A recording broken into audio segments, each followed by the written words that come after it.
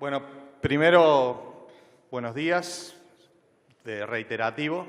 Segundo, agradecerle a José Luis que me permitió bajar a mi nivel. Hay algunas limitantes en el tema, pero sobre todo limitantes intelectuales. Y para romper el hielo y siendo un poco políticamente incorrecto, después de una campaña que tuvo una sequía importante, que muchos modelos no la pudieron adivinar o nos dijeron otras cosas, ¿por qué tenemos que creerle a usted que hay un cambio climático? Antes que nada, buenos días a todos y gracias por la invitación a las autoridades. Bien, el cambio climático no solamente que existe ahora, existió siempre. Lo único constante del clima es su variabilidad. La atmósfera, que es un fluido físicamente muy complicado, tiene tantos años como la historia de la Tierra. Y uno tiene, en la historia de la Tierra, periodos calientes, periodos fríos, siempre hubo cambios. Esos cambios fueron del orden de miles de años, cientos de miles de años, o de periodos más cortos. O sea, el cambio climático siempre existió. Y lo único constante del clima es la variabilidad. Ese es el primer concepto que yo quiero dejar aclarado. Cuando Matías se comunicó conmigo para que tenga esta interacción con ustedes, me habló de una presentación que me pareció interesante, que no es ni académica, yo no voy a usar ninguna fórmula, no tiene sentido, ni gráficos, sino que voy a tratar de contestar las preguntas que me van a hacer, para lo cual traje simplemente 10 figuras con las cosas que yo sí creo importantes. Y voy a empezar por ahí y después le digo a Alfredo que me haga las preguntas, ¿sí? Primero, acá no se aprende y si bien, como dice él, dejamos una campaña con una pérdida importante desde el punto de vista del flujo económico de 8.000 millones de dólares, por una sequía que después voy a contar por qué se dio y cómo se dio, ahora uno escucha, Argentina va a producir 130 millones de toneladas, va a haber un superávit de 12.000 millones de dólares, y yo pregunto, ¿por qué? A ver que me digan por qué. No aprendimos lo que nos pasó el año pasado, lo que nos pasó con la sequía del 2008-2009, con el pulso húmedo del 98-99, y si voy para atrás, encuentro varios eventos de ese tipo. Ahora bien, ahora en Brasil hay un pulso seco muy importante en el centro brasileño, muy importante. Y hasta hace poco había una bajante muy importante, eso era un efecto hidrológico del río Paraná y del río Uruguay, que ahora se empezó a recomponer. Europa tiene temperaturas inusuales, 40, 42 grados en Francia, en Alemania, en Inglaterra, ¿sí? Lugares como Siberia con 40 grados de temperatura. Bueno, estas son consecuencias del cambio climático. ¿Pero por qué dice eso? Lo digo por lo siguiente. Si yo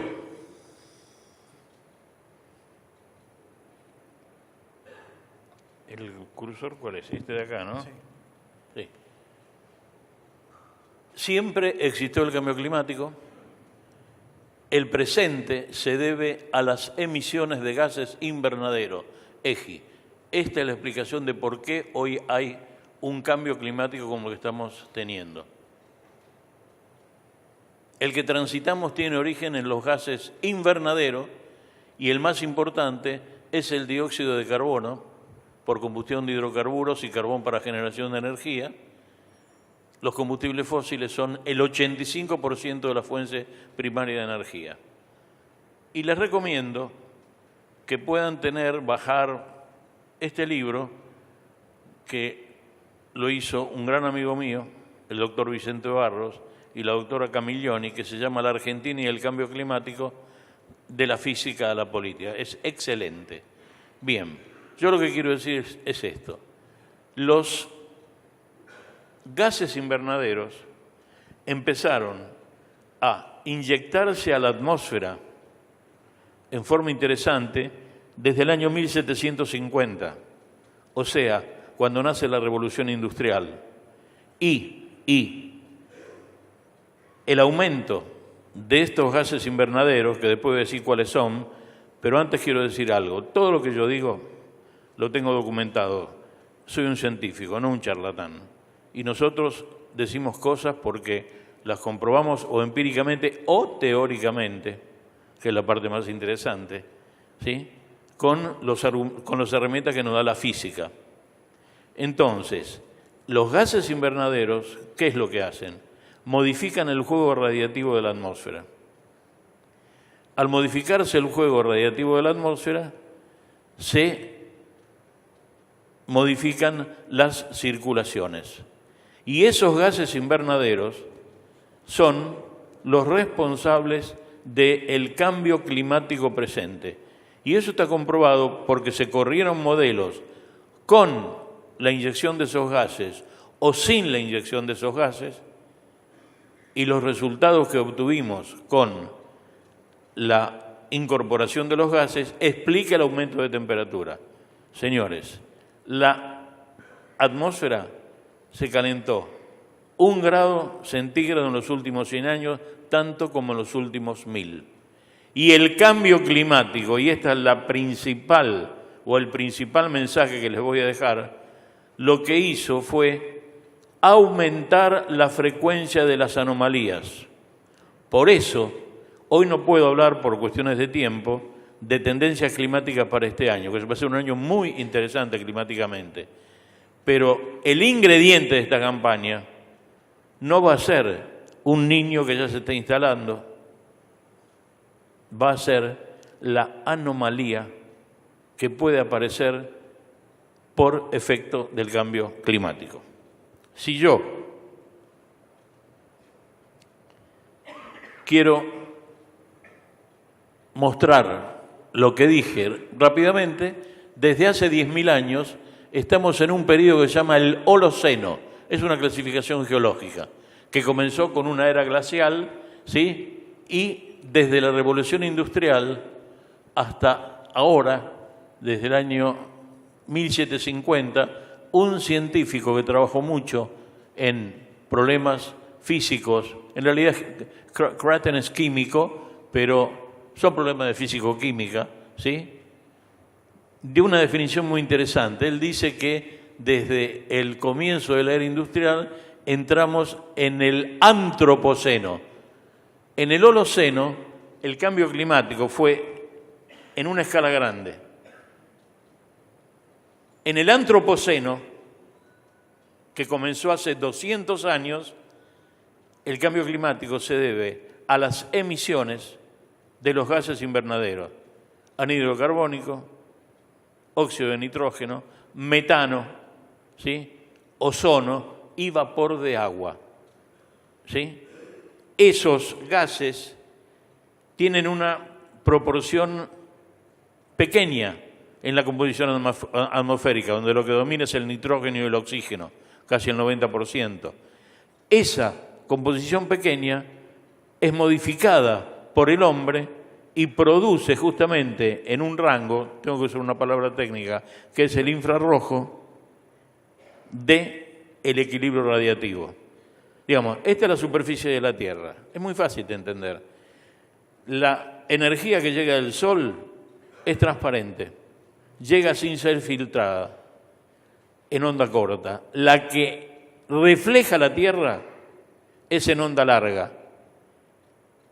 y es atrapada por el juego radiativo que provocan esos constituyentes y se empieza a calentar. Eso se llama el efecto invernadero. Por analogía con el efecto invernadero que ustedes conocen, donde ahí no hay juego radiativo, sino que está el vidrio del efecto invernadero. Pero eso, ¿sí? Muestro rápidamente, así pasamos a las preguntas, muy rápidamente. Bueno, esto lo conté, no lo voy a volver a decir rápidamente. Y sí, les puedo contar, pero me va a llevar un tiempito y no sé si usarlo, es interesante, qué representó el cambio climático en la Argentina. Porque, momentito, ¿qué pasó en Argentina? En Argentina están pasando cosas que no son las mismas que pasan en Brasil. Y estos puntos que yo tengo en esta y en esta, hasta acá,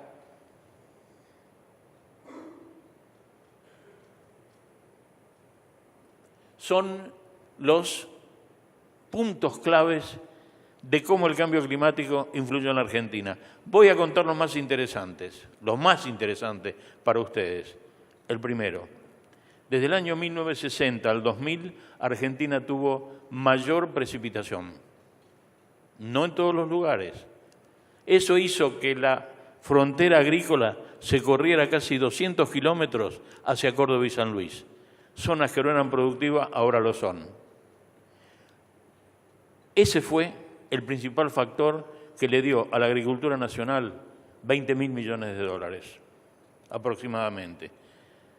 Porque también los economistas meten su cuota y hacen sus análisis, ¿sí?, a partir de cómo se desarrollaron las series, etcétera, etcétera. Eso fue, lugares como La Pampa o el noroeste bonaerense tuvieron aumentos muy importantes de precipitación, otros lugares no tanto, y en otros no. Bueno, el que quiere cualquier tipo de información, por favor, me la piden y lo van a tener casi inmediatamente, ¿sí?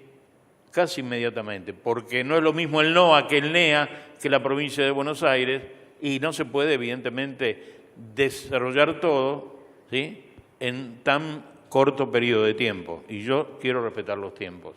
Bien. Abuelo de pájaro, fíjense las cosas que se detectaron. Aumento del nivel medio del mar entre 15 y 20 centímetros para el siglo XX, comenzó. Aumento de medio grado entre el 1960 y 2010, eso está medido. Mayor aumento de la temperatura mínima que la máxima, inviernos menos rigurosos, menor número medio anual de heladas, y entre lo que yo les decía, 60 y 2010, se duplicaron los días con olas de calor, ¿sí? Aumento de la precipitación, acá está, entre 60 y 2000, mayor en verano, que es el semestre cálido, donde vienen los flujos de humedad de Brasil. Bueno, las consecuencias fueron inundaciones, olas de calor, que con una tendencia positiva desde 1961, la máxima fue desde el 13 de diciembre de 2013 hasta mediados de enero, con una mínima de 24 y máximas mayores de 40. Digo rápidamente. Bueno, expansión de la frontera agropecuaria, aumento de sequías invernales, y para el siglo XXI, hasta el 2040 no se esperan aumentos de precipitaciones medias, continuidad de lluvia. Lo tengo y lo pueden leer esto, ¿sí? Porque Alfredo está en la gatera para hacerme las preguntas. Y esto sí, con esto termino.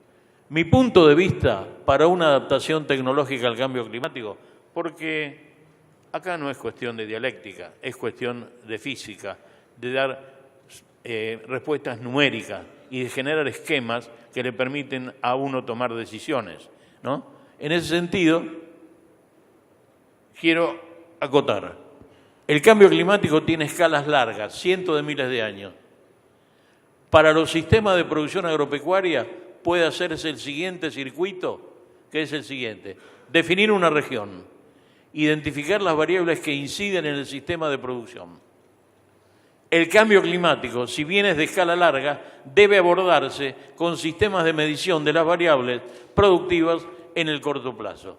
El cambio climático aumenta la volatilidad atmosférica. Es notable porque, a ver, el cambio climático que comenzó, digamos que Kresten tenía razón, ¿sí? En el antropoceno va a continuar durante los próximos cientos de años. Y yo que le voy a decir a ustedes, señores, dentro de 100 años va a llover más que ahora. ¿Y qué me interesa?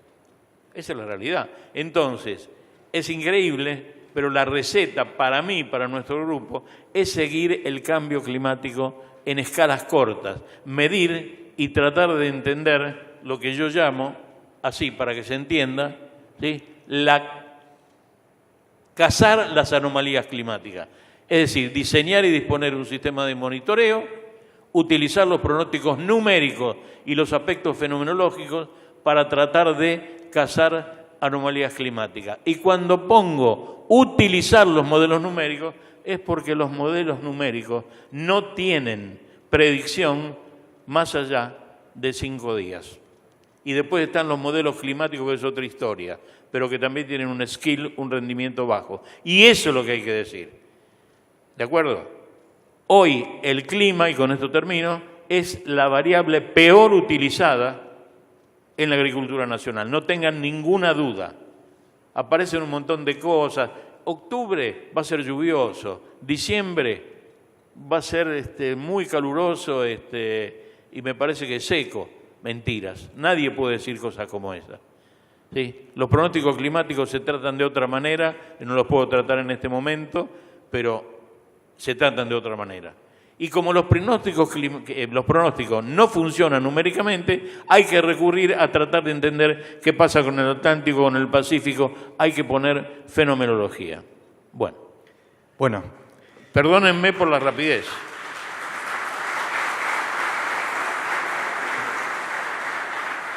No, les agradezco.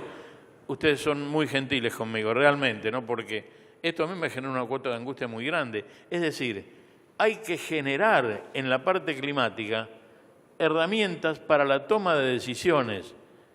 En el proyecto GEA, yo soy el director científico del proyecto GEA, bueno, ahora soy asesor, fui uno de los fundadores del proyecto GEA de la Bolsa de Rosario.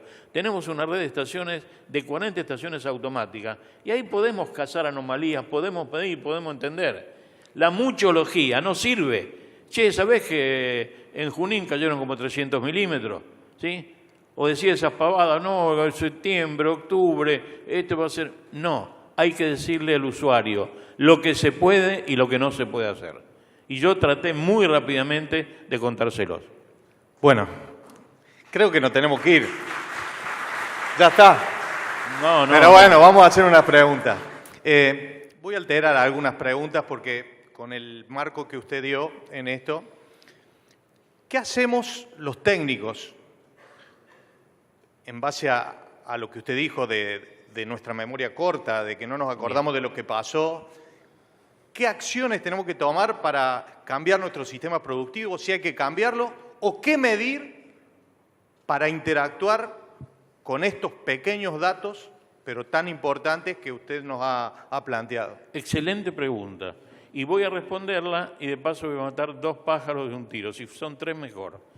Diciendo cómo yo encararía la campaña que empezó. Primero, uno siempre tiene la posibilidad de utilizar un pronóstico de corto plazo. Eso está en la radio, en la televisión, en todos lados. ¿Qué va a pasar de aquí hasta el lunes? 3, 4 días. Ya después del 6º día no hay predicción de modelos. Sin embargo, alguien me dice, no, pero escúcheme, pirulito.com me da lluvia, temperatura a 15 días. ¿Está Ricardo por acá?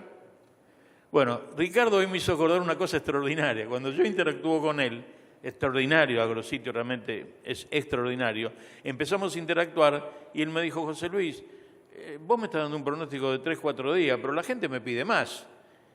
Y yo le dije, lo que le digo es, la gente quiere pronóstico día por día de aquí a la eternidad. Es como el amor eterno, que a lo mejor existe, yo no lo conozco. ¿De acuerdo? Entonces, lo primero que uno tiene que hacer es el corto plazo. Pero eso es aquí en Nairobi, en Moscú y en todos lados. En Europa o en Estados Unidos, es igual. A un día, señores, el pronóstico no funciona una vez de cada 10. Y a 5 días no funciona una vez de cada 5. Bien, entonces, bueno, hacemos una cosa. ¿Por qué no terminamos? ¿Vamos a tomar un café, Alfredo, y listo? No. Ahora viene lo otro. Hay técnicas, hay modelos que se usan en Estados Unidos, y empezaron cuando yo trabajaba en Estados Unidos, en la NOAA, que son el famoso 6-10, 6-10.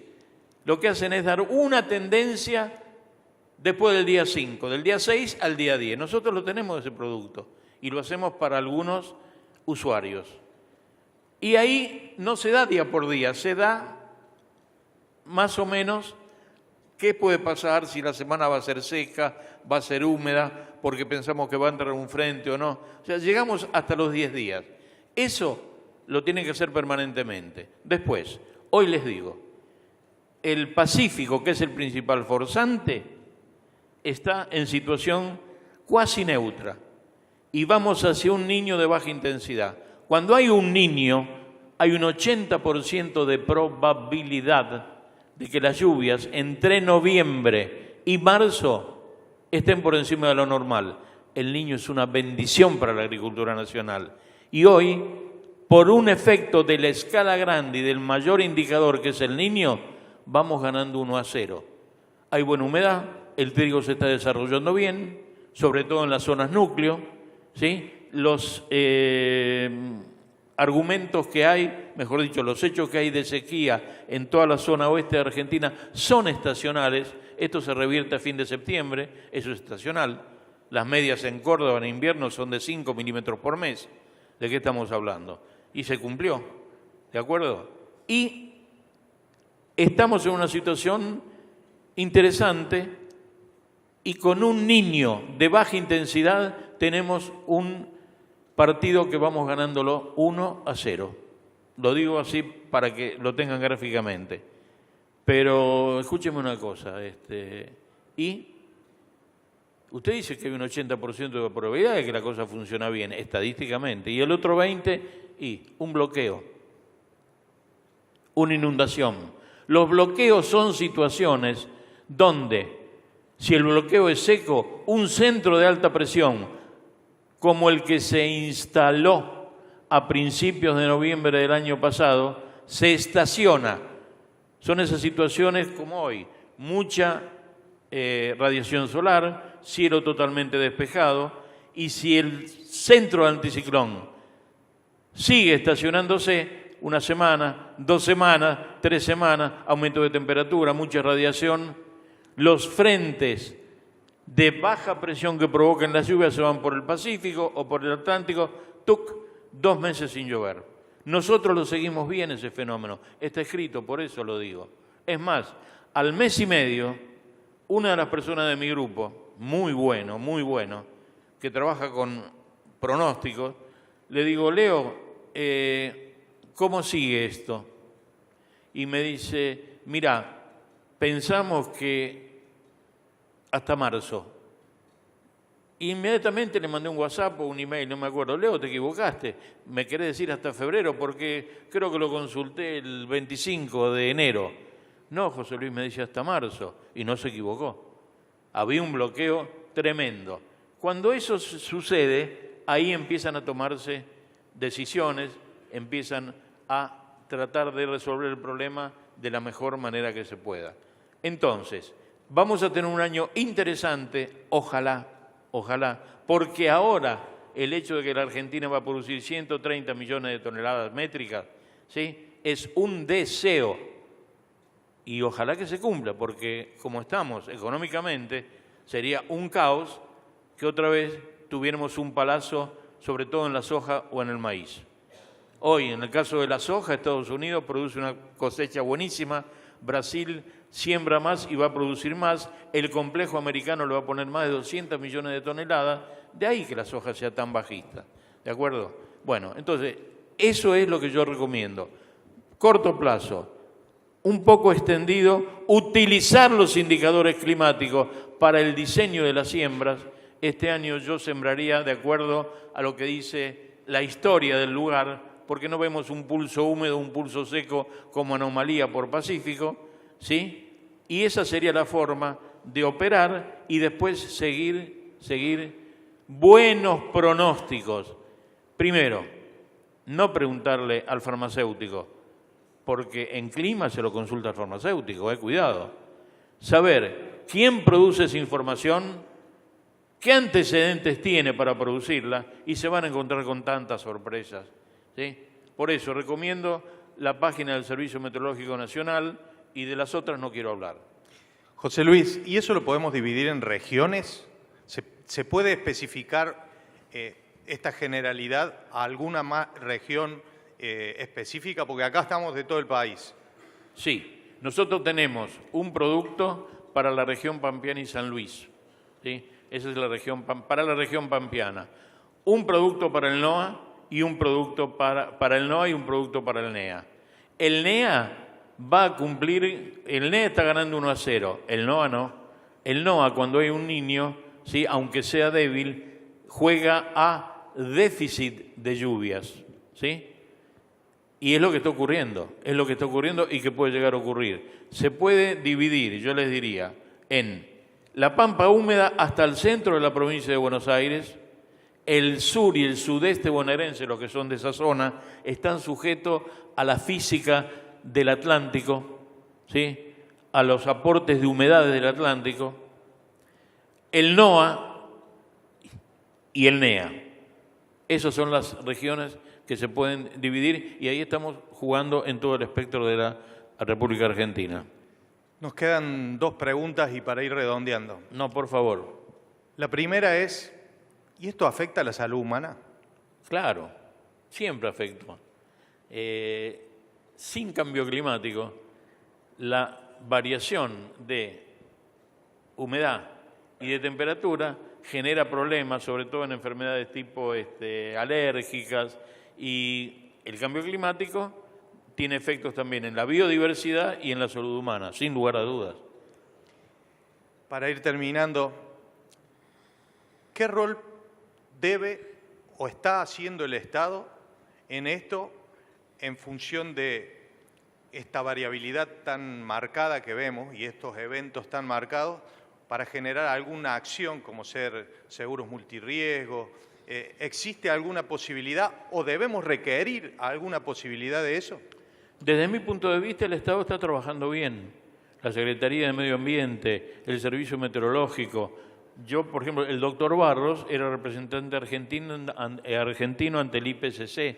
Están tomando medidas de mitigación. Se hizo el relevamiento de emisiones que produce la Argentina. Cuando uno habla de emisiones, eso es extraordinario también. El hemisferio norte emite el 95% de los contaminantes. Y nosotros, en el hemisferio sur, el 5%, digamos, se los regalo, un 10%. Pero hay un problema, ¿sí? Cualquier partícula que entra a la atmósfera, en el término entre 1 o 2 años, puede estar en cualquier otro lugar.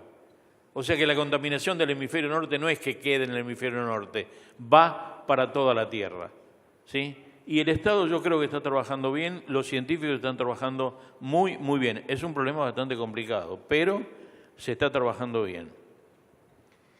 ¿Qué nos proponemos para hacer desde el punto de vista público y privado?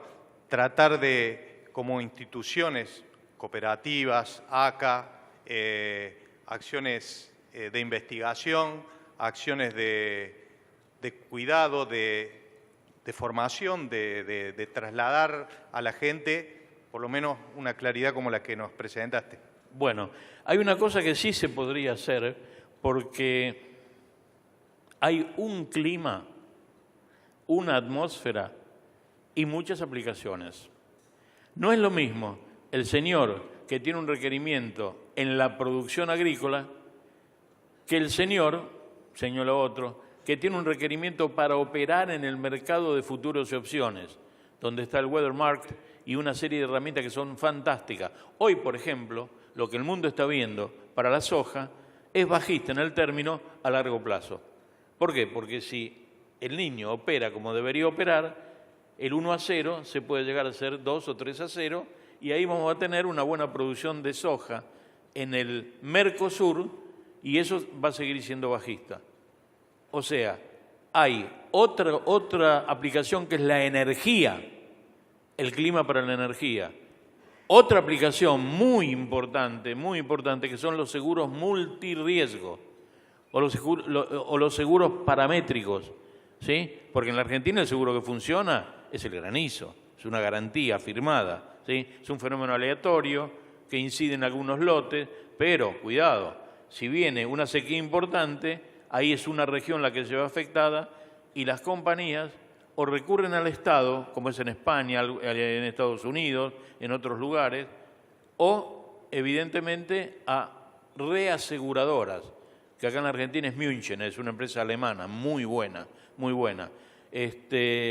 Ahí hay mucho para trabajar también. Y ahora viene el punto, y con eso termino. En el problemita que me trajo, ¿dónde está Matías? Ahí, hola, ¿qué tal? En un problemita que me trajo Matías, el problema para mí está abierto, porque yo quisiera saber cuáles son los indicadores que tengo que poner para el sector ganadero para que el productor utilice indicadores que sean interesantes. ¿Sí? ¿Es en las pasturas? ¿Es en las temperaturas en algunos periodos del año? Bueno, cada vez que nosotros tratamos de poner el clima en una aplicación, esto es fundamental. Nos juntamos con las personas que conocen lo que necesitan y entre ambos generamos el mejor diseño. Mire, mida, no mida, y ahí pero no es el tema estándar del pronóstico, el grafiquito del niño. Acá, evidentemente, ¿sabe lo que está pasando? Y esto hay que decirlo. Hay una sobrecantidad de información. Un japonés de mi grupo un día me dijo: José Luis, hay dos maneras de matar a un tipo. No dándole nada de información, como pasaba hace 20 años, o dándole mucha, que es lo que está pasando ahora. Entonces uno mira una página y ve información de acá, información de acá, sobre el mismo tema, y la gente no puede discernir, y eso hay que tenerlo claro. Es decir, identificar dónde están los buenos datos, ponerle el valor agregado para el problema que se quiere resolver y laburar mucho. Nada más. Muchas gracias, José Luis.